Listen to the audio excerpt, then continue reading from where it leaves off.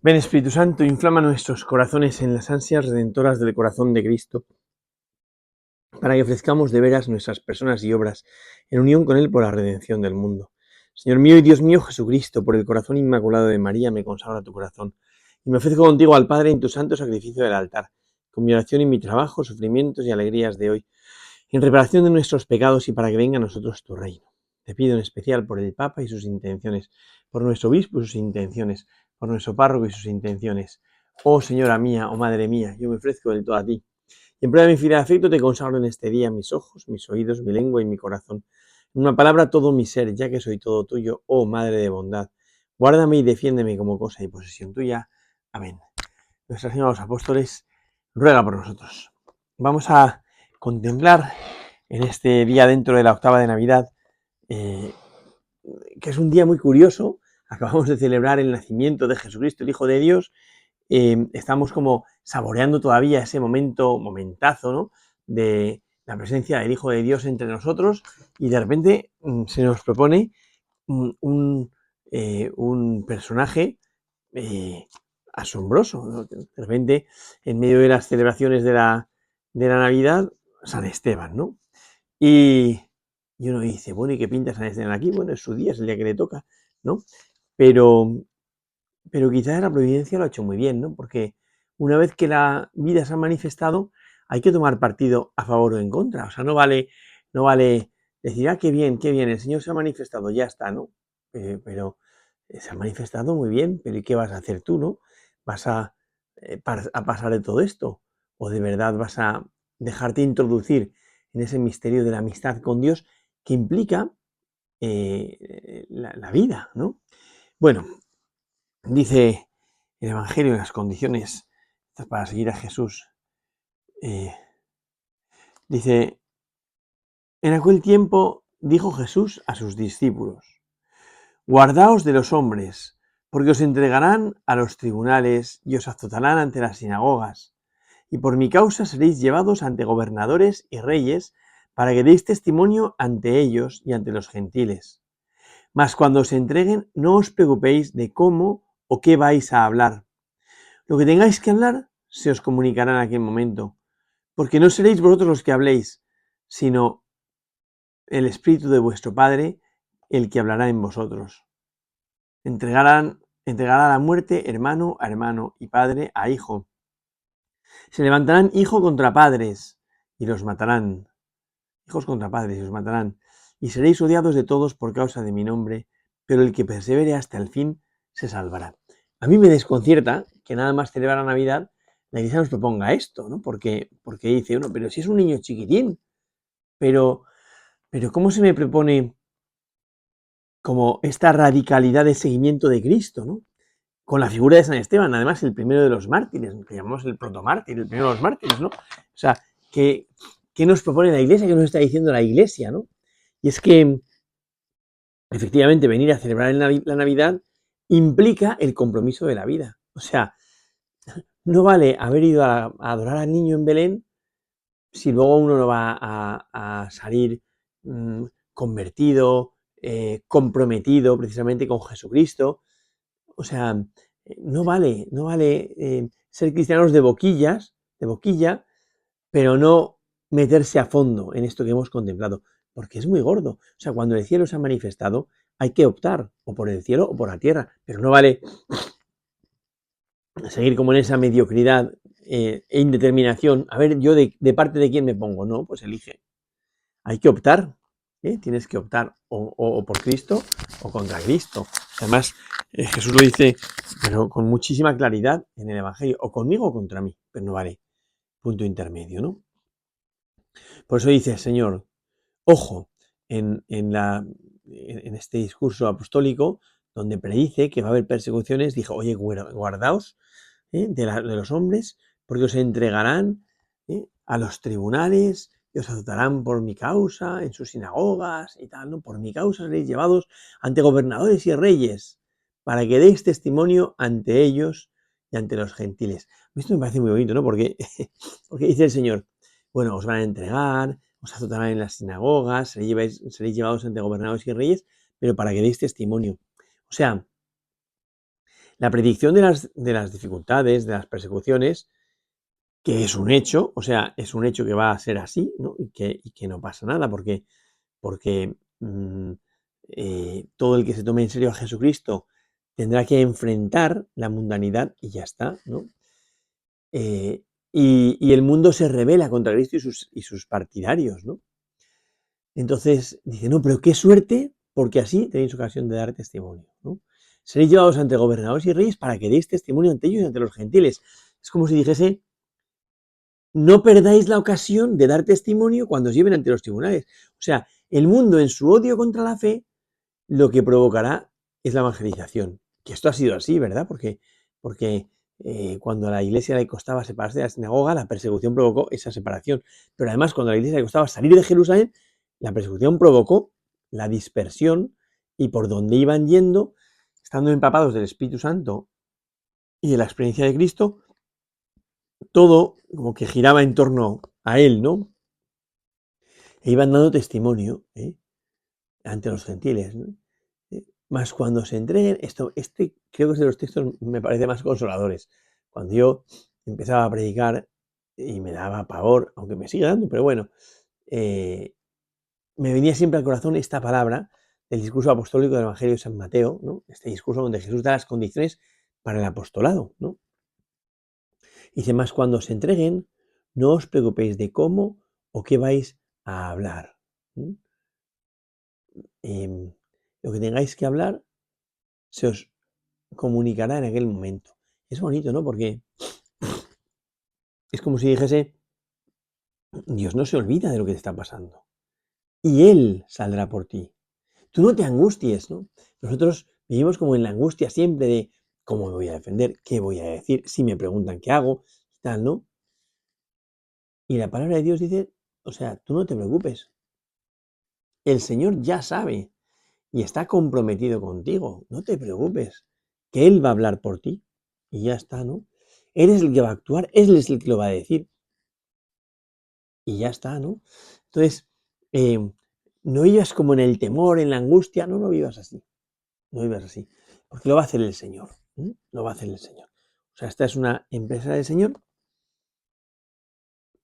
y lo va a hacer Él, ¿no? Dice, no os preocupéis de lo que tenéis que hablar, ¿eh? No os preocupéis de cómo o qué vais a hablar. A mí esto de verdad que me parece emocionante porque uno siempre piensa, ¿qué voy a decir y cómo lo voy a decir? Y dice la palabra de Dios, pero no te preocupes de eso. ¿Cómo o qué vais a decir? No te preocupes, porque en el momento se os comunicará lo que tenéis que decir. Claro, aquí también viene un problema muy, muy serio de nuestra confianza en Dios, porque uno dice, bueno, yo confío, pero dime qué tengo que hacer, ¿no? O cómo tengo que hacerlo. Sí, yo quiero confiar, pero, y ponemos tantos peros, tantas dificultades, porque no terminamos de fiarnos de verdad, porque seguimos como en nuestra indeterminación, en que no sabemos si ponerle una vela a Cristo o al diablo, y estamos ahí siempre como flirteando entre un sitio y otro, ¿no? Y llega un momento en el que hay que tomar partido, ¿no? Entonces dice, tú confía, pero es que no sé qué voy a decir, confía. Y cuando no lo lleves preparado, es cuando de verdad el Señor podrá actuar, ¿eh? Es cuando de verdad Él habrá podido como eh, em, habrá podido mm, sí, hablar, porque si lo tienes todo muy preparado, Dios no puede hablar. O sea, cuando me impresiona mucho cuando a veces veo a la gente que va a dar algún testimonio, y eso que no es ante gentiles y ante los tribunales y las sinagogas, sino que es ante gente más o menos em, favorable, y llevan todo escrito, con pelos y señales. Entonces uno dice, ¿qué espacio hay para el Espíritu Santo? Bastante poco, bastante poco. O sea, hay que fiarse, y fiarse, pues implica fiarse. Pues dice, no os preocupéis de lo que vais a hablar, o cómo lo diréis, no os preocupéis. No os inquietéis. O sea, si de verdad tú has entregado tu vida a Cristo, Cristo sale por ti. Y Él te dirá en su momento lo que tienes que decir. Él te sugerirá lo que tienes que decir. Es que me impresiona mucho que sí, claro, aplicado a San Esteban, pues evidentemente que se conoce la historia y entonces Esteban tuvo que dar un testimonio ante todo el Sanedrín y tal, y vio el cielo abierto y a los ángeles subir y bajar sobre el Hijo del Hombre y no sé cuántos, y Jesús sentado a la derecha del Padre, y no sé qué. Bien, bien, pero ¿y en Navidad? ¿Y en Navidad? Bueno, pues es como si dijese, este niño chiquitín del cual tendrás que dar testimonio, ¿eh? y cuya verdad tendrás que defender él mismo, ahora que tengas la capacidad de hablar, ¿no? Por eso dice, no os preocupéis, ¿no? Lo que tengáis que hablar se os comunicará en aquel momento. Pero esto es muy interesante, se os comunicará en aquel momento. Quiere decir que si tú no te colocas ante los demás o ante los que tienes que dar testimonio, confiando que en ese momento el Señor va a hablar por ti, el Señor no lo puede hacer. El Señor no lo puede hacer. Y eso que Él quiere hacerlo, o sea, Él quiere ser nuestra defensa, Él quiere salir por nosotros, Él quiere hablar por nosotros, pero tenemos que dejarle. Y para poder dejarle, hace falta de verdad pues que nos fiemos, que confiemos en que va a actuar, ¿no? En cada momento se sugerirá lo que tenéis que decir en aquel momento. Porque no seréis vosotros los que habléis, sino el Espíritu de vuestro Padre el que hablará en vosotros. No seréis vosotros los que hablaréis, ¿no? Sino el Espíritu de vuestro Padre está en vosotros. Ese es el que hablará, ¿no? Entonces, claro, lo que pasa es que yo creo que es verdad que es necesario confiar en que lo va a hacer Él, ¿no? Porque si no hacemos lo de siempre, que es, no, Señor, envía tu Espíritu Santo y que Él me guíe. Pero yo saco mi papelito con todo apuntado, con todo escrito y bien atado. Y entonces la posibilidad como de acción que tiene el Señor es bastante limitada, ¿no? Pero porque se la he limitado yo. O sea, porque yo he amordazado, he acorralado, me he empeñado en que el Espíritu no pueda hablar. Entonces, como yo hago eso, pues efectivamente el Señor no puede moverse, no puede hablar, no puede inspirarme, no puede ser Él mi defensa. En cada momento se sugiere lo que tenéis que decir. Él hablará por vosotros, ¿no? No sois vosotros los que habléis, sino el Espíritu de vuestro Padre el que hablará en vosotros. ¿Mm? Es bonito esto, ¿no? Porque no sois vosotros los que habléis, sino el Espíritu de vuestro Padre el que hablará en vosotros. Y esto, claro, yo creo que aquí hay un paso de fe muy grande, porque, o sea, solo puede actuar el Señor cuando no tengo un plan B. O sea, yo a veces voy, bueno, pues como en manos de Dios, pero por si acaso tengo un plan B. Y si el plan B falla, tengo un plan C. Si el plan C falla, pues tendré un plan D. Y así tengo una serie de planes, ¿no? Pero, pero cuando uno va de verdad fiándose, va fiándose y le dice al Señor, Señor, que sepas que no tengo plan B. O sea, si tú aquí no actúas, pues quedamos en ridículo los dos, ¿no? Pero no hay un plan B, ¿no? Entonces yo creo que es bonito esto, precisamente, saber que lo va a hacer el Señor, ¿no? No sois vosotros los que habléis, sino el Espíritu, ¿eh? de vuestro Padre, el que hablará por vosotros. Y claro, es bonito pensar que es el Espíritu del Padre el que habla en mí y por mí.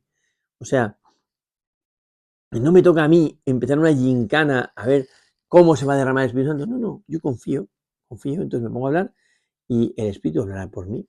Ya está. Eso he hecho con San Esteban. Y luego, una indicación curiosa, porque lo que viene a mostrar es que cuando el Evangelio se manifiesta y hay que tomar partido, a favor o en contra, ese tomar partido eh, es más profundo que la experiencia biológica, podríamos decir.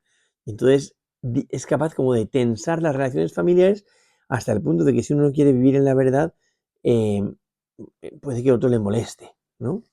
Claro. Entonces dice eso, ¿no? Dice, entregarán a la muerte hermano, a hermanos, a hermano y padre, a hijo. O sea, hermano y padre a hijo. Se levantarán hijos contra los padres, tal igual, ¿no? Y los matarán. ¿eh? Y seréis odiados de todos por causa de mi nombre, pero el que se vere hasta el fin se salvará. ¡Qué cosa más bonita!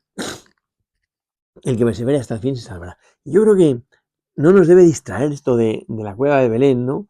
Y sería muy bonito ponerse ahí de rodillas ante la cueva de Belén, diciendo al Señor, Señor, yo quiero ser de los que perseveren hasta el final. Yo quiero ser de los que se mantengan. No quiero ser yo de esos que vienen esporádicamente al milagro, disfrutan con él y ya está. No, no. O sea, Señor, yo quiero vivir de veras en la amistad contigo. Yo quiero vivir de veras en este conocer al Señor. Yo quiero vivir de veras esta relación nueva con Dios. Porque no quiero vivir del postureo, del paripé, de la mentira. No, no. O sea, mi nota tiene que ser la verdad. De hecho, yo creo que esto es muy importante. El que ha participado, o sea, cuando uno va a la cueva de Belén y sale diciendo que ha estado en Belén, porque claro, si no, no. Pero si yo digo que he estado en Belén, mi vida no puede contradecir esto, evidentemente. Entonces mi vida se tiene que verificar. Esta fuerza de la palabra de Dios que coloca todo en su sitio. Coloca todo en su sitio. ¿No? A pesar de las dificultades, a pesar de las divisiones, a pesar de las persecuciones por parte de los nuestros, no olvidemos esto, en el prólogo decía, lo escuchábamos ayer, vino a los suyos y los suyos no lo recibieron, pero a cuanto lo recibieron, les da poder para ser hijos de Dios y creer en su nombre. Este es el centro del prólogo, el drama de la revelación no acogida, el drama de la iniciativa de Dios olvidada, abandonada, despreciada, minusvalorada. Entonces uno dice, bueno, pero es que es Dios el que está brindando la amistad al hombre. ¿Cómo es posible que el hombre se aparte de él? ¿No? Y por eso termina Jesús diciendo esta frase, que yo creo que es muy consoladora: el que persevere hasta el fin, se salvará. Se salvará, ¿no? O sea, todos sabemos cómo está la situación, pero el que persevere hasta el fin, se salvará. El que permanezca hasta el fin, se salvará, ¿no? Y ese tiene que ser nuestro reto, nuestra vida, el vivir como en la perseverancia de la amistad con el Señor, del compromiso serio con aquel que ha nacido por mí, ¿no? Se dice, ¿verdad? Ese refrán de amor con amor se paga. Si Cristo por mí se ha manifestado así, ¿cómo no voy a comprometer yo mi vida por Él, ¿no? O sea, no puedo quedarme al margen de esto que ha sucedido, sino que debo comprometerme, implicarme, meterme hasta adentro. Debo como ser introducido en este misterio de la Navidad, pero comprometiendo la vida. Y no solo puntualmente cuando paso por la cueva de Belén, sino definitivamente. Mi vida queda vinculada a Jesucristo. A mí me parece que celebrar la fiesta del primero de los mártires de San Esteban, que precisamente es mártir con un martirio como muy en sintonía, en semejanza, en consonancia con el martirio de Cristo, con la muerte de Cristo. De hecho, la pasión de San Esteban es muy parecida a la pasión de Jesús. Bueno, saltándose evidentemente todo ese proceso de la pasión en sí, ¿no? Y lo lapidan directamente. Pero es muy bonito porque, bueno, muy bonito, es durísimo, pero vive con la vida entregada, entiende que debe comprometer la vida, que no se puede quedar al margen, entiende que no puede decir que el seguimiento de Cristo es una teoría que me llena la boca pero que luego no compromete la vida, que no. Así de verdad seguimos a Jesucristo, que se verifique en nuestro modo de comportarnos, que se verifique en nuestra vida, que el que nos mire desde fuera pueda decir, este ha pasado por la cueva de Belén, este conoce Belén. Es bonito eso, ¿verdad? Porque sí, porque uno como que lo reconoce, se le ve en el porte exterior, se le ve, ¿no? Yo que me he puesto esta sudadera de Bartimeo, es muy gracioso porque esto de Bartimeo se está extendiendo por todas partes, ¿no? Y cuando veo un chico con una sudadera como esta o un color granate, digo, esa está en Bartimeo, ¿no? Y me gusta mucho eso, ¿no? Bueno, pues el que ha pasado por la cueva de Belén se le tiene que notar en el tono de vida que lleva, que no puede ser el mismo de siempre. Entonces, ojalá que de verdad que el Señor nos haga como reconocer pues el amor que Él nos tiene, reconocer el don que se nos ha comunicado y que eso nos haga como despertarnos para entregar nosotros también a Él, ¿no? Para que de verdad complementamos nuestra vida, como lo ha hecho San Esteban. O sea, San Esteban entiende que llega un momento en el que ya no puede seguir esquivando la mundanidad, que esa astucia para poder esquivar, llega un momento donde uno está tan puesto contra las cuerdas que tiene que responder y ya está, ¿no? Y si eso va a suponer desajustarme para el mundo hasta el punto de entregar la vida, pues bendito sea Dios, ¿no? Pero yo no voy a abandonar a aquel que no me ha abandonado a mí, sino que ha venido a encarnarse porque me quiere, para abrirme las puertas del cielo. Pues ojalá que vivamos siempre comprometidos con Cristo, que entendamos que el amor de Dios no es una palabra bonita solamente que se dice sin más, ¿no? Sino que de verdad nos vincula totalmente a Él. Gloria al Padre, al Hijo y al Espíritu Santo, como era en el principio, ahora y siempre, por los siglos de los siglos. Amén.